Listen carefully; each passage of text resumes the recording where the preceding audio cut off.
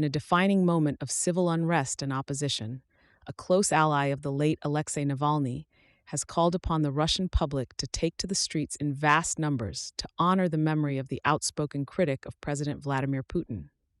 Navalny, who died in custody at the Polar Wolf penal colony, had issued a declaration for demonstrations to coincide with Russia's election day on March 17th, shortly before his passing.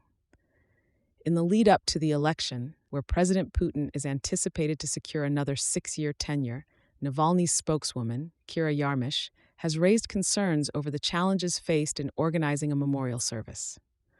Multiple funeral venues across Russia have turned down requests to hold Navalny's farewell ceremony, with excuses ranging from unavailability to outright refusals to invoke Navalny's name.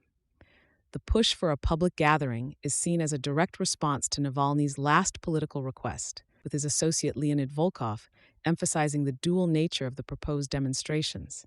Not only a call for political solidarity against isolation, but also a commemorative service to remember Navalny's life and legacy.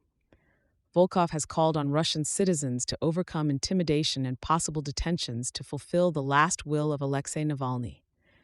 The Kremlin, however, has issued a stern warning against participating in what it perceives as a provocation by figures it labels as dangerous extremists under foreign influence. This sentiment has been echoed in the recent crackdown on dissenting voices, including the conviction of 70-year-old human rights advocate Oleg Orlov, who was sentenced to imprisonment for his critical stance on Russia's military involvement in Ukraine. Despite the official admonishment, the prevailing mood among Navalny's supporters is one of mourning and defiance. As the election day nears, the tension between the government's stance on peaceable assembly and the public's inclination to voice opposition is set to intensify.